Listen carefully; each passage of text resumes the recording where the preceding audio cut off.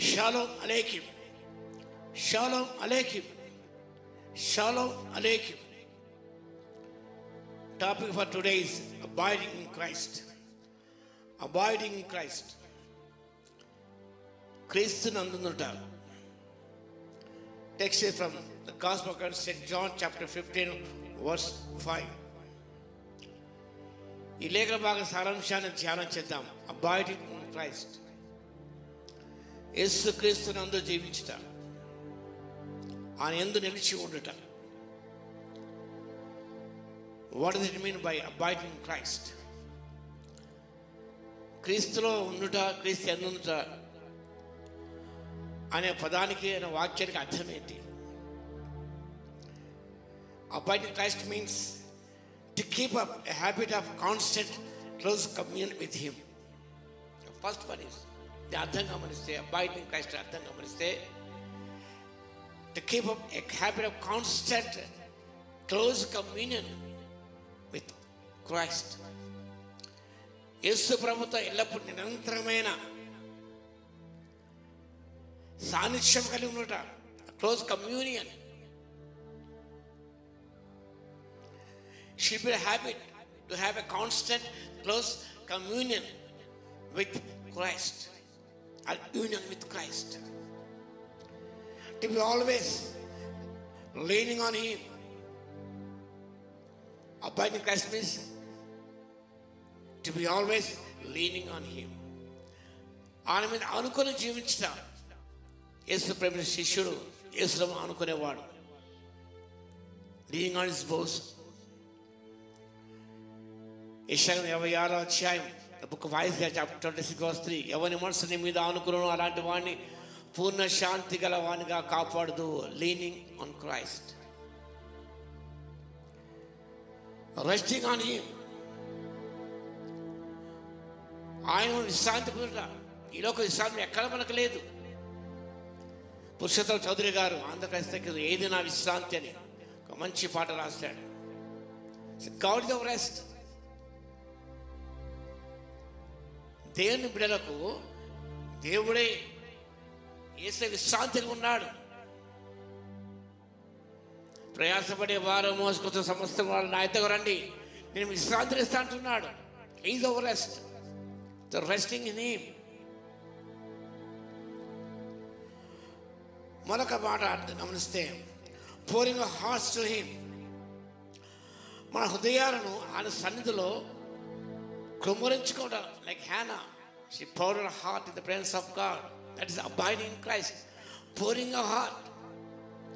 ఇలాగ వాక్యంలో ఇర్మీయా ప్రవక్త చెప్పాడు, నీళ్లు కుమ్మరించడం నేను హృదయమును దేవుని కుమ్మరించుకోమన్నాడు. pouring her anxieties, everything, the presence of God. హృదయాన్ని కుమ్మరించుకొనుట. Using him as our focus, a fountain of life and strength. Using Christ as our fountain of life. He is our fountain of life. ఆ జీవజలం. ఇరిమియా కాలంలో నా జనులు నేరం చేస్తున్నారు. They forsaken me, the fountain of living waters. It's a life-giving word. ఆయన నిలిచి ఉంటానగా ఆయన జీవజల సమృద్ధిగా మనం కోరుట. For our strength, for our life. మన జీవాన్ని పొందాలంటే సమృద్ధిగా జీవం ఆయన ద్వారా పొందుతాం. సమృద్ధిగా బలాన్ని పొందాలంటే ఆయన ద్వారా పొందుకుంటాం. To keep Christ as our chief companion. అబ్బాయి Christ, to keep Christ as our chief companion in the pilgrimage of life. మన జీవిత యాత్రలో your best companion, your best friend. ఎవరైనా అడిగితే నీ బెస్ట్ ఫ్రెండ్ ఎవరంటే ఎవరి పేరు చెప్తాం మనం. కానీ జీసస్ అవర్ బెస్ట్ ఫ్రెండ్. యేసు నిజమైన స్నేహితుడు, విడుగా ప్రేమించేవాడు, దుర్దశలో కూడా తోడుగా ఉండే దేవుడు ఆయన. ప్రతి స్థితిగతులలో, ప్రతి కదలికలో ఆయన మనతో ఉంటాడు. ఎవరు బెస్ట్ ఫ్రెండ్? ప్రపంచంలో అలాంటి స్నేహితులు ఎవరు లేరు. జోసెఫ్ మెట్రికాట్ స్క్రీవెన్ మంచి మాట రాశాడు. What a friend we have in Jesus. Our sins and griefs to bear. What a privilege to carry everything to God in prayer. What a friend was Jesus. In Jesus you can find a true friend who laid his life for you. తన స్నేహితు కొరకు ప్రాణం పెట్టే వానికంటే ఎక్కువ ప్రేమ గలవాడు ఎవడో లేడు. నీ స్నేహితుని ప్రాణం పెట్టాడా? పెట్టలేరు, పెట్టరు కూడా. కాబట్టి abiding Christ means to keep Christ as our chief companion and best friend. క్రీస్తు అనగా to have union and communion. Union without communion and joyless occasion, a joyless thing. నిజంగా మనం పాపం రక్షించబడ్డాం, మనం విమోచించబడ్డాం. But enter it is union. That is our legal standing. యోహాను 15వ అధ్యాయం 5వ వచనం ప్రకారం that is our legal status. Legal standing ఏంటంటే ఆ విశ్వాసం ద్వారా మనం రక్షించబడ్డాం. Enter union with Christ.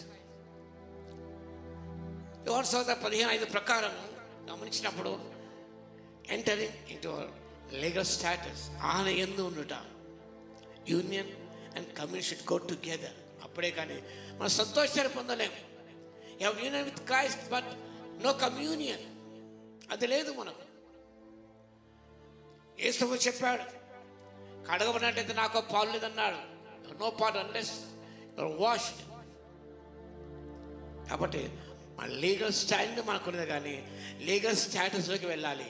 From legal standing to must move to legal status. That's abiding Christ your legal status. అందులో ఉన్నట్టయితే నువ్వు పైగా ఫలిస్తావు. ఆయనకి వేరుగా ఉండి ఏం చేయలేరు. కాబట్టి ఆయన నుండి ముందు సాగిపోవడానికి, బహుగా ఫలించడానికి, దేవుని మహిమ తేవడానికి పరిశుద్ధాత్మ దేవుడు శక్తి దయచును గాక. ఆమేన్. మహాగణుడ మహోన్నత యేసయ్య మీకు వందనాలు స్తుతిస్తోత్రం నాయన. అవును తండ్రి, మీ ఇందు ఉంటేనే ప్రభువా మేము జీవిస్తాం, మీ ఇందుంటేనే బ్రతుకుతాం, మీ ఇందుంటేనే మాకు జీవం తండ్రి, బలం నాయన, శక్తి మా తండ్రి. మీ ఇందుంటేనే మా జీవితం ఫలభరిత జీవితంగా మారిపోతుంది తండ్రి. మీకు మహిమ కలుగుతుంది ప్రభువా. మీకు దూరంగా ఉండి ఏం చేయలేము మా తండ్రి, మీకు వేరే ఏం చేయలేము నాయన. మీరు మా యందు, మేము మీ యందు నిలిచి ఉన్నట్టయితే మా తండ్రి ప్రభువా ఎంతో ధన్యత పొందుతాం, ఎంతో సంతోషాన్ని పొందగలుగుతాం. ఎవరుగా వేరే చేయలేము తండ్రి. ద్రాక్షవల్లి మీరు తీగలు మీరు తండ్రి, మీ యందు ఉండాలి తండ్రి. అలా మీ యందు ఉండే ముందు సాగిపోవడం కృపని ఇవ్వగలందుకు మీకే స్తుతి స్తోత్రాలు చేసి వాక్యం పనిలో దర్శించిన ఆయన వాళ్ళ గొప్ప కార్యాలు జరిగించమని యేసయ్యను ప్రార్థించి వేడుకొస్తున్నాము తండ్రి.